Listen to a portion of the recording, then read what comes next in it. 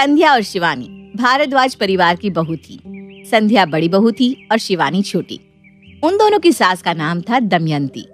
कुणाल और करण के अलावा घर में उनके ससुर और ननद भी नौकरी करते थे। संध्या और शिवानी जब से ब्याह करके इस घर में आई थी, उन्होंने यही देखा था कि घर के आदमी बाहर का काम देखते हैं और घर के किसी भी मुद्दे के बीच आदमी नहीं पड़ते।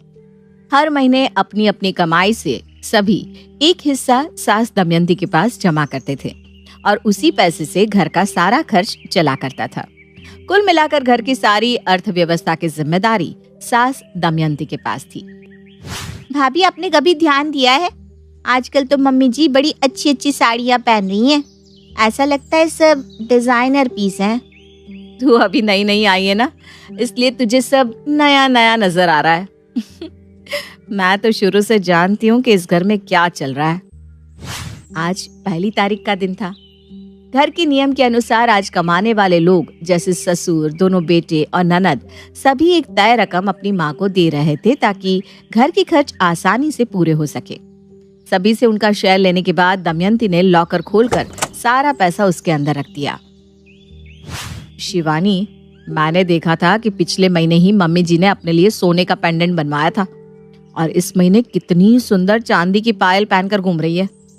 मजे तो इस घर में सिर्फ मम्मी जी के हैं।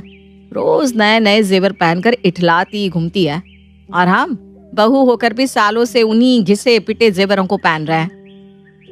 ये सब तो ठीक है भाभी, लेकिन मम्मी जी इतने जेवर खरीदने के लिए पैसे कहाँ से लाती हैं?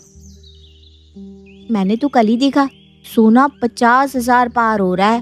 अब इतनी महंगाई के जमाने में सोना चांदी खरीदना आम आदमी के बस का तो रहा नहीं। इसका मतलब मम्मी जी के पास बहुत पैसा है। अरे बड़ी भोली है तू। मम्मी जी कौन सा कमाने जाती है जो उनके पास पैसा आएगा? तो फिर कैसे खरीद पाती है इतना महंगा महंगा सामान? अरे जो घर खर्च के लिए सब लोग पैसा देते हैं ना, उसी में से बचत कर करके मम्मी जी जिंदगी के मजे ले रही हैं। ऐसा कैसे हो सकता है? कल ही मैंने मम्मी जी को कहते हुए सुना था कि सब लोग 5,000 घर खर्च में बढ़ा दो, इतने कम रुपए में घर नहीं चल पा रहा है। यही तो बात है। मतलब कि मम्मी जी जानबूझकर सबसे घर खर्च के लिए ज्यादा पैसे लेती हैं और बचे हुए पैसों से अपने लिए गहने खरीदती हैं। लेकिन पापा जी या कोई और कभी मम्मी जी से पूछता नहीं कि पिछले महीने जो पैसे दिए वो कहाँ गए? अरे यही तो मजे की बात है। एक बार घर खर्च देने के बाद कोई उन रुपयों का हिसाब नहीं मांग सकता। यही तो इस घर की सालों से परंपरा रही है। ये तो बढ़िया है। अगर घर की सत्ता मेरे हाथ में आ जाए ना, तो मेरे तो मजे ही आ जाएंगे। तुम्हारे हाथ में घर की सत्ता क्यों आएगी? तुमसे बड़ी मैं हूँ। अगर मम्मी जी के बाद कोई घर संभालेगा तो वो सिर्फ मैं हूँ। अरे वाह भाभी, आप तो बड़ी स्मार्ट निकली। इस तरह आप और मम्मी जी जीवन भर मजे लेते रहेंगे और मैं बैठकर आप लोगों का मुंह देखती रहूंगी। ऐसा नहीं चलेगा। अब राजा का बेटा राजा नहीं बनेगा। अब राजा वो बनेगा जो राजा बनने के काबिल होगा। ये फिल्मी डायलॉग ना तू किसी और को जाकर सुनाना। मैंने एक बार कह दिया ना, घर की मुखिया मैं बनूंगी, तो इसका मतलब है कि मैं ही बनूंगी। ऐसी बात है तो ठीक है, फिर मैं भी ये सब और बर्दाश्त नहीं करने वाली। मैं आज शाम को ही सबसे बात करती हूँ। शाम के समय जब सभी लोग अपनी अपने जॉब से वापस घर आए तो शिवानी ने घर खर्च का मुद्दा छेड़ दिया। पापा जी, दीदी, आप सब लोग देख नहीं पा रहे हैं क्या? आप सभी इतनी मेहनत से पैसे कमाते हैं और मेहनत की कमाई में से घर खर्च के लिए मम्मी जी के हाथों में रुपया देते हैं, लेकिन मम्मी जी उन रुपयों से घर की नहीं अपनी भलाई पर ज्यादा ध्यान दे रही है। मेरी बात पर यकीन ना हो तो आप खुद देख लो। मम्मी जी के पैरों में नई पायल है। वो लगभग हर महीने अपने लिए लाइट डिजाइनर साड़ियाँ खरीद कर लाती है। इतना ही नहीं, अब तो वो सोने की नई नई ज्वेलरी पहने भी दिखाई देती हैं। और मुझे पूरा यकीन है कि उन्होंने ये सारा सामान घर खर्च के पैसों से ही लिया है। छोटी सही कह रही है। पिछले कई महीनों से मैं उन्हें लगातार सोना चांदी खरीदते देख रही हूँ।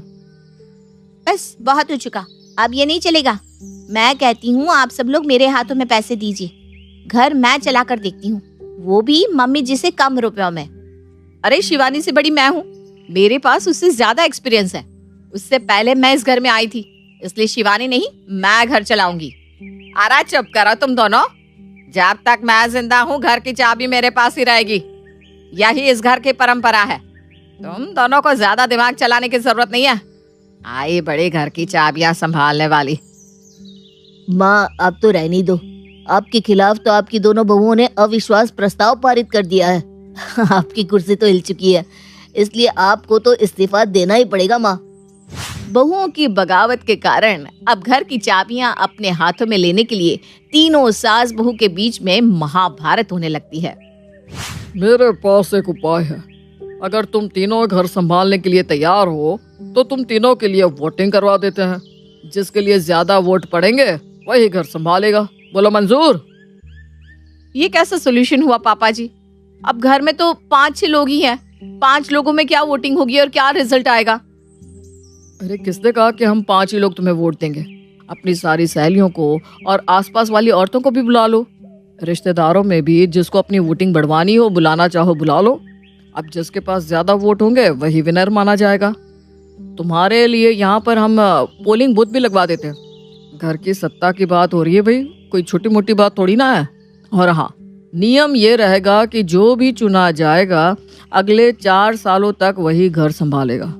अगला मुखिया 4 साल के बाद ही चुना जाएगा, चाहे जो भी हो जाए। और वोटिंग के बाद जिसके पक्ष में ज्यादा वोट पड़ेंगे सभी को उसे बिना किसी विवाद के घर का मुखिया मानना होगा। बोलो है मंजूर? अच्छा ठीक है। हाँ मुझे भी मंजूर है। जी मुझे भी मंजूर है। तो फिर तय रहा। आज से ठीक 15 दिन बाद तुम तीनों के लिए वोट डाले जाएंगे। तब तक तुम तीनों अपने अपने इलेक्शन के लिए तैयारी कर लो। इतने सालों से ये घर मैं ही तो चला रही हूँ और ये कल की आई बहुओं के कारण आज इस घर में इलेक्शन की नौबत आ गई है। इन कल की आई लड़कियों को क्या पता कि घर कैसे चलाया जाता है। मेरी उम्र बीत गई है यही काम करते हुए। जब 4 दिन घर का खर्च चलाएंगे ना तो अकल ठिकाने आ जाएगी। अरे भाई दमयंती, तुम्हारी दोनों बहुएं अब तुम्हारी प्रतिद्वंदी बन गई है। अगर तुम्हें सत्ता में रहना है तो कुछ दिमाग लगाओ और इलेक्शन में अपना जादू बिखेरो। आप तो बस चुप ही रहिए जी। ये आप ही का आइडिया था ना, इलेक्शन करवा देते हैं। जब घर की बड़ी मैं हूँ तो बहू का इलेक्शन में खड़े होने का मतलब क्या है? ये सब आग आपकी ही लगाई हुई है, इसलिए आप तो मुझसे बात ही मत करिए। अरे भाग्यवान, मैंने तो बिल्कुल कायदे की बात की। तुम तीनों घंटे से बहस कर रही थी और इस तरह की बहस का कोई हल तो निकलने वाला था नहीं। इसीलिए घर की सुख शांति और तुम तीनों के झगड़ों को खत्म करने के लिए मैंने ऐसा हल बताया जिससे तीनों को एक बराबर मौका मिल सके। और इलेक्शन में आप साथ किसका देंगे ये भी बता दीजिए, क्योंकि हो सकता है कि आपको बीवी से ज्यादा बहुएं प्यारी हो। नहीं नहीं नहीं, ऐसी कोई बात नहीं है दमयंती। तुम मेरी पत्नी हो और इलेक्शन में मैं तुम्हारा ही साथ दूंगा। अब तुम ऐसा करो कि सबसे पहले अपने लिए कोई अच्छा सा चुनाव चिन्ह सोच लो। 35 साल से मैं इस घर पर राज कर रही हूँ, इसलिए मेरा चुनाव चिन्ह होगा कुर्सी। और देखना, कुर्सी पर जीत तो मेरी ही होगी। वाह भाई वाह, चुनाव चिन्ह तो तुमने बहुत दमदार चुना है। अब देखते हैं दोनों बहुएं अपने लिए क्या चुनाव चिन्ह ढूंढती हैं। वैसे तुम्हें एक बात बताऊं, तुम्हारे सामने ये दोनों टिक नहीं पाएंगे। मैंने तो बस उनका मन रखने के लिए इलेक्शन करवाया है। उन्हें भी पता चल जाए कि बहू चाहे कितने भी पुरानी हो जाए, बहू बहू रहती है और सास सास होती है। इलेक्शन की बात करके ससुर जी ने जैसे पूरा खेल मेरी तरफ कर दिया। इलेक्शन में जीतने के लिए मैं साम दाम दंड भेद किसी भी बात से पीछे नहीं हटूंगी। कुछ भी करके मैं जीत हासिल करके रहूंगी और दिखा दूंगी उन दोनों को कि छोटी हूं तो क्या हुआ, घर की मुखिया बनने की सबसे ज्यादा काबिलियत तो मेरे अंदर ही है। शिवानी और माँ जी मिलकर इलेक्शन जीतने के लिए रणनीति बनाने में लग गए होंगे। मुझे भी जल्दी कुछ न कुछ सोचना होगा जिससे कि बाजी मेरे हाथ में आ जाए और माँ जी और शिवानी देखते रह जाए। कुणाल जी, मैं देख रही हूँ आप बहुत चुप चुप हो। मेरे इलेक्शन में खड़े होने से खुश नहीं हो क्या? अगर मैं जीत गई तो भलाई तो हमारी फैमिली की ही होगी ना। देखो मम्मी जी कैसे गहनों में लदी रहती है।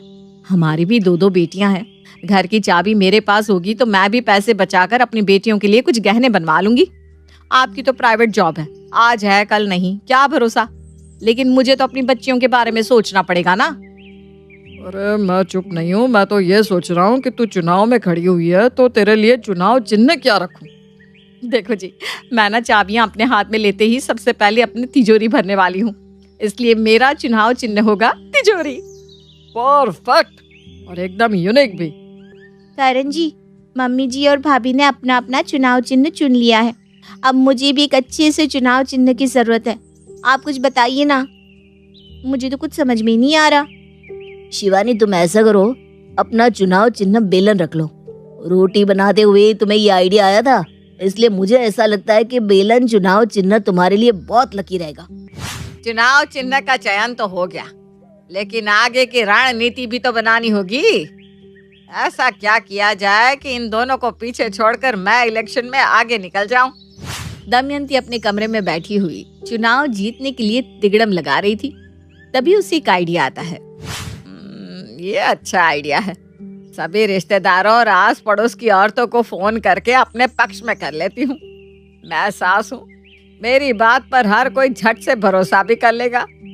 संध्या और शिवानी के खिलाफ उनके मन में ऐसी बातें भर दूंगी कि वे लोग इन्हें वोट देना तो दूर, उनकी तरफ देखना भी पसंद नहीं करेंगे। अब आएगा मजा। दमयंती एक एक करके सारे रिश्तेदारों को फोन मिलाती है। जीजी, क्या हाल चाल है आपके? अरे जीजी, आपके लिए तो 5 किलो अचार बना के रखा है, आप आकर ले जाइए ना। अरे नहीं, चलिए मैं ही भिजवा देती हूँ। लेकिन आपको पता है ना, आजकल की बेटा बहू सब अपनी मन मर्जी के हो गए हैं। माँ बाप के काम करना तो फिजूल लगता है आजकल की पीढ़ी को।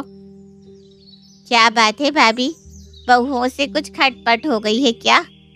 अरे जाने दीजिए ना, जहाँ 4 बर्तन रहते हैं खटकती ही हैं। परिवार है, परिवार में 10 तरह की बातें होती रहती है, लेकिन कभी बच्चों के लिए अपने मन में गलत बात नहीं लाना। हाँ, अरे क्या बताऊं आपको, दोनों बहुएं मेरे खिलाफ चुनाव में खड़ी हो गई है।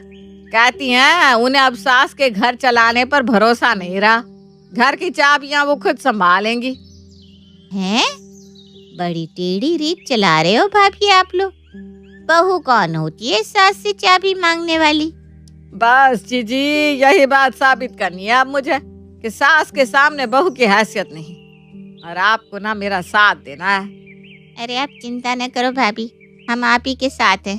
ठीक है जीजी, फिर रविवार को शाम को 4 बजे मेरे घर पर आ जाना अपनी बहुओं को लेकर।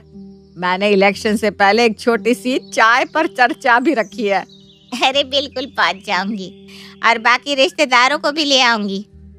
ये हुई ना बात, लग गया तीर निशाने पर। अब इस उम्र में मैं घर घर जाकर चुनाव प्रचार तो कर नहीं पाऊंगी, लेकिन सबको चाय पर तो बुला ही सकती हूँ। एक अच्छा सा भाषण तैयार कर लेती हूँ, फिर देखती हूँ ये दोनों कैसे मेरे सामने घुटने टेक देती हैं।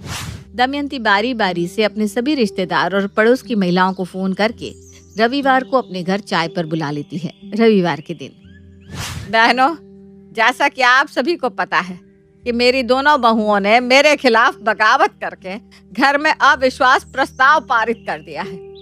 उन्हें अब मेरे इस घर को चलाने से समस्या है। हो सकता है कि उन्हें लग रहा हो कि ये बूढ़ी क्या इतने बड़े परिवार को चलाएगी, लेकिन मैं बताना चाहती हूँ कि माना इन दोनों के पास मुझसे ज्यादा डिग्रियां हैं, इन्हें अंग्रेजी में पटर पटर करना आता होगा, लेकिन इस बूढ़ी के पास अनुभव और दूर तक देखने की नजर है, और घर चलाने के लिए सबसे ज्यादा उसी की जरूरत होती है। क्या बात कर रही हो मम्मी, आपकी तो दूर की नजर कमजोर है। बिना चश्मे के आपको दिखाई कहाँ देता है, और बात कर रही है इनके पास दूर की नजर है। स्वाति की बात सुनकर दमयंती का भाषण सुन रही सारी औरतें ठहाका लगाकर हंसने लगती हैं। वो ना जीवन भर बेवकूफी रहना, पता नहीं कैसी बेटी है, माँ का साथ देने की बजाय यहाँ बैठकर मेरी टांग खिंचाई कर रही है। दमयंती अपनी लच्छेदार बातों से सभी औरतों को अपनी तरफ करने की पूरी कोशिश करती है, और चाय पार्टी के बाद सब अपने अपने घरों को लौट जाते हैं। देख रहे हैं आप, मम्मी जी ने तो अपने लिए चुनाव का प्रचार करना भी शुरू कर दिया। अगर हमने जल्दी ही कुछ नहीं किया ना, तो सारे वोट मम्मी जी बटोर कर ले जाएंगे। अरे लेकिन करे तो क्या करे, कुछ ऐसा सोचो जो सब लोग मम्मी को छोड़कर तुम्हारे पक्ष में हो जाए। आ गया एक मजेदार आइडिया। आप ऐसा करो, सबसे पहले तो मेरा एक बढ़िया सा फोटो खींचकर एक बैनर बनवा दो, जिसे हम अपने घर के बाहर लगवाएंगे। उसके बाद हम लोग घर घर जाकर कॉलोनी की औरतों को गिफ्ट में साड़ियां बांट देते हैं। साड़ी लेने के बाद तो सब लोग वोट मुझे ही देंगे। क्यों, कैसा लगा मेरा आइडिया? आइडिया तो बढ़िया है, मैं आज ही साड़ियाँ खरीद कर लाता हूँ। कुणाल और संध्या एक एक करके कॉलोनी में सभी के घर जाते हैं और उसे ही वोट देने की विनती करके एक एक साड़ी देकर अपने घर लौट आते हैं। मुझे नहीं लगता कि साड़ी मिलने के बाद अब किसी के भी मन में तुम्हें वोट देने के लिए कोई डाउट बचेगा। ये इलेक्शन तो अब तुम ही जीतने वाली हो। कुछ दिखाई दे रहा है आपको? मम्मी जी और भाभी ये इलेक्शन जीतने के लिए एड़ी चोटी का जोर लगा रही हैं। और इतना ही नहीं, उनके चुनाव प्रचार में उनके पति भी बढ़ चढ़कर हिस्सा ले रहे हैं। एक आप ही हो, आपको कोई फर्क ही नहीं पड़ता मैं जीतूं या हारूं। बल्कि मुझे तो लगता है कि आप चाहते ही नहीं कि मैं इलेक्शन जीतूं। अरे तुमको ऐसा क्यों लगता है भाई? और मैं क्यों नहीं चाहूंगा कि तुम जीत जाओ? अच्छा ठीक है, देखो मैं भी ना खुले दिल से खर्चा करने को तैयार हूँ। तुम्हें ये इलेक्शन जीतने के लिए जो करना हो कर सकती हो। अच्छा तो एक बात बताओ, भाभी ने सबको साड़ियाँ बांटी हैं और पार्टी मम्मी जी घर बुलाकर पहले ही दे चुकी है। क्यों ना मैं सबको सूट ला कर दे दूँ? आजकल वैसे भी हर कोई सूट ही पहन रहा है। और हाँ, बढ़िया सूट पीस लाना, थोक में सस्ता माल उठाकर मत ले आना। शिवानी ने भी जीतने के लिए तीर चला दिया था। घर घर जाकर सबको सूट देकर उसने अपने लिए वोट पक्का कर लिया था। चुनाव वाले दिन फूलों से सजाकर एक पोलिंग बूथ बनाकर तैयार कर दिया गया था। अड़ोस पड़ोस के अलावा संध्या, शिवानी और दमयंती ने अपनी अपनी सहेलियां और रिश्तेदारों को भी वोटिंग के लिए बुला लिया था। नियम के अनुसार आज इलेक्शन में खड़े होने वाले तीनों कैंडिडेट वोटर से नहीं मिल सकते थे। इसीलिए दोनों बहुएं और दमयंती अंदर अपने कमरे में बैठी भगवान से अपनी जीत की कामना कर रही थी। बाहर वोटिंग बूथ पर कमला, आज किसको वोट देने वाली हो? अरे क्या बताऊं बहन, बड़ा दिमाग घूम रहा है हमारा तो। अब इनकी बड़ी बहू साड़ी दे गई थी और छोटी सूट। और सच्ची बताऊं तो कपड़े ना दोनों के ही बिल्कुल बेकार थे। मेरी तो काम वाली ने भी लेने से मना कर दिया। तो वोट सूट को देगी या साड़ी को? अरे जाने दो ना बहन, ना हम सूट को देंगे ना साड़ी को। हम तो दमयंती बहन को वोट दे देते हैं, झंझट ही खत्म। क्या कहती हो? ये तूने सही कहा। संध्या को देंगे तो शिवानी के साथ अन्याय होगा और शिवानी को देंगे तो संध्या के साथ। इसलिए हम तीसरे बंदे को ही वोट दे देते हैं। इस तरह एक एक करके सारी महिलाएं आती हैं और वोट डालकर चली जाती हैं। शाम के समय आप तीनों यहाँ पर बैठ जाइए, मैं आपकी वोटों की गिनती करके आपके रिजल्ट बताऊंगी। तीनों सास बहू जाकर सोफे पर बैठ जाती है और काउंटिंग होते हुए देखने लगती है। संध्या भाभी आपको 15 वोट मिले हैं, शिवानी भाभी आपको 17 और मम्मी आपको मिले हैं पूरे 24 वोट। बधाई हो, इस इलेक्शन में मम्मी ने आप दोनों को अच्छे खासे मार्जिन से हराया है और इस तरह से हमें हमारा अगला नेता मिल गया है। हे भगवान, ये कैसे हो सकता है? तुम एक बार और काउंटिंग करो तो जरूर कोई गलती हुई है तुमसे। हाँ हाँ भाभी बिल्कुल सही कह रही हैं, तुम एक बार और काउंटिंग करो, जरूर कोई गलती हुई है। दोनों भाभियों की बात सुनकर ननद स्वाति एक बार फिर से काउंटिंग करती है, लेकिन कोई मतलब नहीं निकलता, क्योंकि अभी भी गिनती तो वही थी। इलेक्शन जीतने की खुशी में दमयंती तो बिना ढोल बाजे के ही मगन होकर नाचने लगी थी, लेकिन दोनों बहुओं की सूरत रुआसी हो गई। देखो, वोटिंग के नियम पहले ही तुम तीनों को बता दिए गए थे।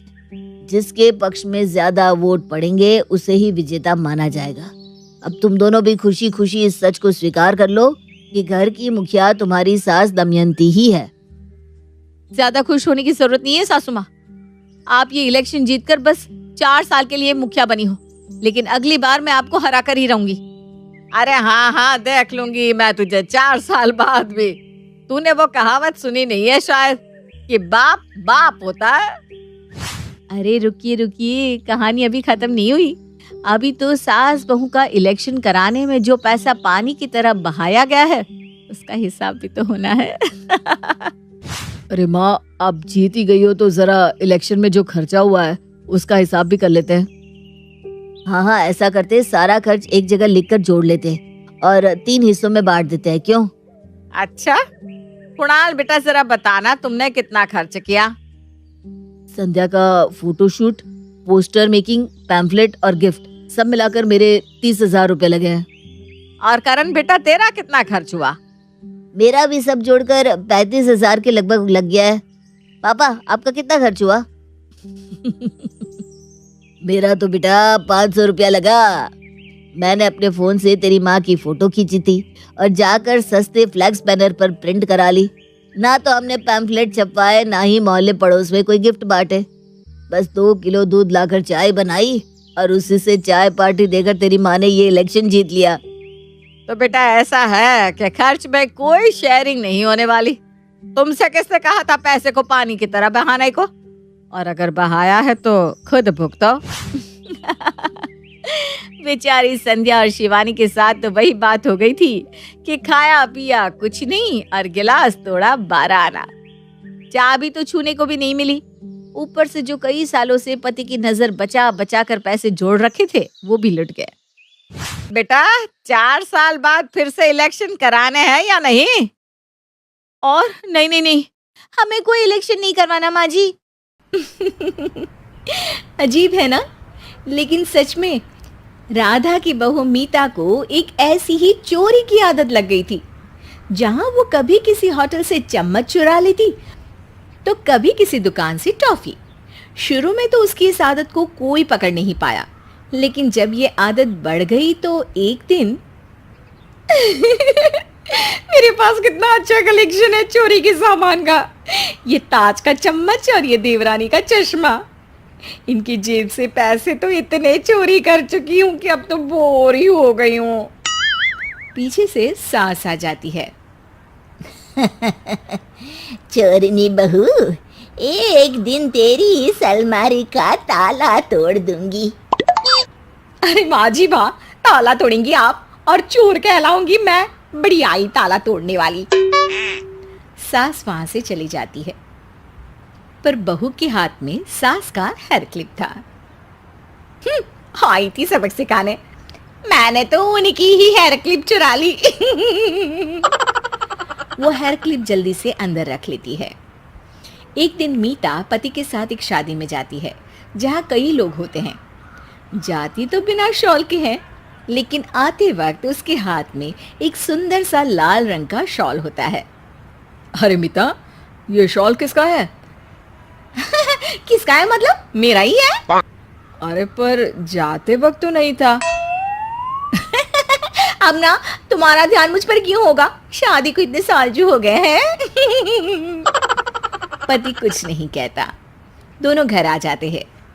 मीता जल्दी से अलमारी खोलती है और शॉल उस पर रखकर ताला लगा देती है। अरे ये अलमारी में हमेशा ताला क्यों लगा रहता है? मैं भी नहीं जानता कि मेरे ही कमरे की एक अलमारी के अंदर क्या क्या रखा है। मीता पति को आंख दिखा देती है और वहां से चली जाती है। एक दिन वो सास के साथ बाजार जाती है। भैया, आम कितने के दोगे? 100 रुपए के 5। अरे भैया 6 दे दो 100 रुपए के। नहीं नहीं अम्मा जी, नहीं हो पाएगा। अच्छा दे दो, चलो। सास आम लेकर घर आ जाती है, लेकिन ये क्या, घर में तो 7 आम थे, तो ये 2 आम। सास समझ जाती है कि हो ना हो ये काम बहू का ही होगा। वो अपने बेटे के पास जाती है। बेटा, बहू की चोरी करने की आदत से काफी परेशान हो गई हूँ। अच्छे घर की संपन्न बेटी और बहू बनने के बाद भी शौकिया तौर पर वो छोटी छोटी चीजें चोरी करती है। ये क्या बात कर रही हो माँ? शक तो मुझे भी था, लेकिन मैंने सोचा ये मेरा वहम है। हाँ बेटा, अब कुछ भी करके उसकी ये आदत को खत्म करना ही होगा। हाँ माँ, अब ये तुम ही सोचो, मुझे तो ऑफिस के लिए देर हो रही है। ये बोलकर बेटा तो चला जाता है, लेकिन सास का दिमाग चलने लगता है और जल्द ही उसे आइडिया भी आ जाता है। बहू चल, आज मुझे एक चश्मा खरीदना है, जरा मार्केट तक चलते हैं। हाँ हाँ माँ जी, चलिए ना। सास उसे लेकर एक चश्मे की दुकान में जाती है। आदत के अनुसार बहू एक चश्मा धीरे से चुरा कर अपने पर्स में रख लेती है। दुकान के दरवाजे से बाहर निकलते वक्त बहन जी, आप अपना पर्स चेक कराइए। बहू सक पका जाती है। क्यों? मैं क्यों अपना पर्स दिखाऊं? मैं तो नहीं दिखा रही। ठीक है, फिर मैं पुलिस को बुलाता हूँ। अरे बहू दिखा देना, क्यों जिद कर रही है? कौन सा तूने इन लोगों का कोई चश्मा चुरा लिया है जो डर रही है? बहू धीरे से पर्स खोलती है, जिसमें से वो चोरी का चश्मा निकल जाता है। आपकी बहू चोर है, मैं अभी पुलिस को बुलाता हूँ, इसे सजा मिलेगी। हे भगवान, बहू तू चिंता न कर, मैं ना तुझे खाना देने जेल आ जाया करूंगी। हाँ अरे मम्मी जी, ये क्या बोल रही हैं? मैं और जेल? न न न न न, एक छोटे से चश्मे की जेल? मैं पैसे दे देती हूँ बस इसके। अरे चोरी तो चोरी होती है, छोटी बड़ी क्या, सजा तो मिलेगी ही। बहू अब सास और दुकानदार के सामने हाथ जोड़कर खड़ी हो जाती है। नहीं नहीं मम्मी जी, मुझे माफ कर दीजिए, आज बचा लीजिए बस। मैं वादा करती हूँ आज के बाद किसी भी तरह की कोई चोरी नहीं करूँगी। शौक में मैंने बड़ी गलत आदत पाल ली थी, मुझे माफ कर दीजिए। सास दुकानदार से बहू को छोड़ने का आग्रह करती है और दोनों वहां से निकल जाते हैं। जाते जाते सास दुकानदार का हंसकर शुक्रिया करती है। वर्मा की बहू बहुत दुखी रहती थी। वजह थी तुलना। मिसेस वर्मा हमेशा अपनी बहू की तुलना पड़ोस के शर्मा जी की बहू पवित्रा से करती थी। लीजिए माँ जी, ढोकला बनाया है। हैं? ये क्या? ढोकले पे रंग नहीं आया है ठीक से। एक बार शर्मा जी की बहू ने ढोकला बना के भेजा था। अरे अभी तक जीभ को स्वाद याद है उसका। अब खा के तो देखिए, तभी तो स्वाद पता चलेगा ना। मजा नहीं आया बहू, ठीक ही है, बहुत अच्छा तो नहीं कहा जा सकता और बेहतर हो सकता था। अरे क्रिकेट कमेंट्री क्यों कर रही हो? खाना हो तो खाओ वरना रख दो। ला बहू मुझे दे दे, मैं खा लूंगा। ससुर जी बहू के सपोर्ट के लिए होते तो थे, पर हमेशा नहीं। बहू मार्केट जा रही है? माँ जी अभी रेडी होकर जा रही हूँ। हाँ होले रेडी। वैसे शर्मा जी की बहू तो ग्रोसरी लेकर आ भी गई। सुबह 4 बजे जो उठ जाती है। मैं रात को 12 बजे तक काम करती हूँ मम्मी, सुबह 4 बजे तो उठ नहीं सकती ना। हाँ वो तो मुझे भी पता है कि तू क्या कर सकती है और क्या नहीं। मुझे क्यों बता रही है? मम्मी जी वैसे क्या क्या लाना है बाजार से? 1 किलो शर्मा जी की बहू जैसी तेजी ले आना अपने काम में। 2 किलो शर्मा जी की बहू जैसी अकल भी ले आना अपने लिए। माँ जी मुझे पसंद नहीं है कि आप हमेशा किसी और से मेरी तुलना करती रहो। अरे पसंद नहीं है या शर्मा जी की बहू से जलती हो है? मैं क्यों जलूंगी? अरे क्यों नहीं जलेगी, हर काम में आगे है तुझसे शर्मा जी की बहू। जलाकर जलन से भी आगे बढ़ जाते हैं लोग। मम्मी जी सामान की पर्ची दे दो। पर्ची? मैं? अरे व्हाट्सएप कर दिया तुझे पहले ही।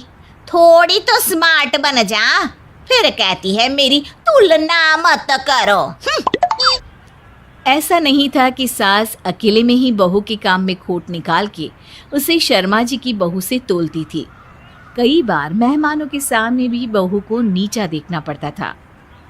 देखिए आदर्श बहू की परिभाषा क्या होती है ये तो मैं बता नहीं पाऊंगी, लेकिन दिखा जरूर दूंगी। हमारे पड़ोस में शर्मा जी की बहू रहती है। अरे उसकी तारीफ में एक किताब लिख दो ना तो भी कम है। ब्रह्म मुहूर्त में जाग जाती है वो। मम्मी जी ब्रह्म मुहूर्त में तो मुर्गे भी जाग जाते हैं वैसे। वही तो, मुर्गे भी जाग जाते हैं पर तुमसे जागते नहीं बनता। जाओ जाके मेहमानों के लिए कुछ बनाकर ले आओ, बातें मत बनाओ। बहू वहां से चली जाती है। मेहमानों के सामने हुई इंसल्ट को सह नहीं पाती और नाश्ता तैयार करते हुए उसकी आंखों में आंसू आ जाते हैं, पर वो आंसू पोंछ लेती है। मेहमानों के लिए उदास मन से नाश्ता नहीं बनाना चाहती। बहू, थोड़ा जल्दी कर लोगी तो अच्छा रहेगा। बर्तनों से बात करने लगी हो क्या? मम्मी जी, वो प्लेट्स नहीं मिल रही थी, ये लीजिए नाश्ता। प्लेट मिलेगी कैसे? अरे सामान को व्यवस्थित रखती कहाँ हो आप, बहू रानी जी? सॉरी मम्मी जी। हाँ, तो क्या कह रही थी मैं? शर्मा जी की बहू ने फिर पूरे परिवार के लोगों के लिए उसी वक्त फिर से खाना बनाया। अरे भैया, आजकल कहाँ मिलती हैं ऐसी बहुएं? मिसेस वर्मा की बहू इतना परेशान हो जाती हैं कि मन बना ही लेती है कि अब वो खुद शर्मा जी की बहू के पास जाएगी। नमस्ते पवित्रा, कैसी हो? मैं तो बहुत अच्छी हूँ, तुम कैसी हो? आया करो ना यार, पड़ोसन हो। बताओ क्या बनाओ तुम्हारे खाने के लिए? वो दरअसल बात यह है कि मुझे ना थोड़ी मदद की ज़रूरत है। हाँ हाँ, हिचकिचा क्यों रही हो? बताओ क्या कर सकती हूँ तुम्हारे लिए? मुझे थोड़ी ट्रेनिंग दे दो ना। क्या? किस बात की ट्रेनिंग? मेरी सास ना हमेशा मेरी तुलना तुमसे करती रहती है। हमेशा कहती रहती है, शर्मा जी की बहू इतनी अच्छी है, तुम्हें तो कुछ नहीं आता। शर्मा जी की बहू तो इतनी स्मार्ट है, तुम में अकल ही नहीं है। शर्मा जी की बहू का घर कितने अच्छे से मेंटेन्ड है। तो मैंने सोचा कि क्यों ना मैं तुमसे ही सीख लूं और तुम जैसी ही बन जाऊं। अरे नहीं नहीं, तुम इतनी अच्छी तो हो, इतनी मेहनती तो हो, हमेशा काम में लगी रहती हो, और तुम्हें सीखने की कोई ज़रूरत नहीं है। सीखने की ज़रूरत है तुम्हारी सास को, वो भी सबक। कल मैं तुम्हारे घर आऊँगी और तुम्हारी सास को तब पता चलेगा कि मैं कितनी अच्छी हूँ। अगले दिन शर्मा जी की बहू मिसेस वर्मा जी के यहाँ आती है। अरे बहू देख, शर्मा जी की बहू आई है। नमस्ते माँ जी, और बताइए कैसी हैं आप? अरे बस थोड़ा शरीर साथ नहीं देता, अब उम्र भी तो हो गई है ना। आपको तो मेरी सास यानी मिसेस शर्मा से कुछ सीखना चाहिए। वो सुबह योगा करती है, शाम को वॉक करती हैं, और आपने देखो अपनी कैसी हालत बना रखी है। अच्छा अच्छा, ध्यान रखूंगी मैं भी। अरे बहू, कुछ ले आ शर्मा जी की बहू के लिए। बताओ क्या खाओगी? जो आप खाएंगी मैं भी खा लूंगी। अरे मुझे तो कुछ फ्राइड यानी कुछ मसालेदार मिल जाए तो मजा आ जाएगा। अरे ये क्या कह रही हैं आप? आप घर में सबसे बड़ी हैं, आप इतना अनहेल्दी खाएंगी तो कैसे चलेगा? अरे कुछ सीखिए मेरी सास यानी मिसेस शर्मा से, जो हमेशा हेल्दी खाना ही खाती हैं और परिवार के लिए एक एग्जाम्पल सेट करती हैं। हाँ हाँ हाँ, सीख लूंगी। देखो, ऐसे तुलना नहीं करते बेटा, हम सब अलग अलग होते हैं ना। तभी सास बात पलटते हुए बहू पे चीखती है। अरे बहू जल्दी करना, कितना टाइम लगाएगी? अरे माँ जी, सुबह सुबह चिल्ला क्यों रही हैं? घर में अशांति होगी। सीखे मेरी सास यानी मिसेस शर्मा से, जो हमेशा प्यार से और धीमे से बात करती हैं। आज तो सास की शामत आ गई थी। जिस शर्मा जी की बहू की वो हमेशा तारीफ करती थी, आज वही घर आकर मिसेस वर्मा के हर काम में खोट निकाल रही थी। आप ठीक है, मैं धीरे बोलती हूँ। बहू, ओ बहू, आजा बेटा, प्यारी बहू, कुछ खाने को ले आ। देखिए, आप ना तो व्यायाम करती हैं ना योगा, और किचन तक चलने में भी आलस कर रही हैं। अपनी बहू से कितना काम करवाती हैं, जबकि थोड़ा बहुत हाथ तो आप भी बटा सकती है ना? कुछ सीखिए मेरी सास। हाँ हाँ, यानी मिसेस शर्मा से। जी जी, बिल्कुल सीख लूंगी, लेकिन अभी ना मुझे पूजा करनी है तो मैं चलती हूँ। मिसेस वर्मा वहां से खिसक जाती हैं। बहू और पवित्रा मिसेस वर्मा की हालत देखकर हंसते हैं। तो समझ गई अब क्या करना है? हाँ, जब वो मुझे शर्मा जी की बहू से कुछ सीखने का बोलेंगी तो मैं भी उन्हें शर्मा जी की बहू की सास से कुछ सीखने का बोल दूंगी। हाँ, ऐसे ही सबक सिखाना है तुम्हारी सास को। वैसे मेरी सास गलत नहीं है, तुम सच में बहुत अच्छी हो। अरे तुम भी ना वर्मा जी की बहू। उस दिन का दिन है और आज का दिन है। मिसेस वर्मा ने कभी बहू की तुलना शर्मा जी की बहू से नहीं की।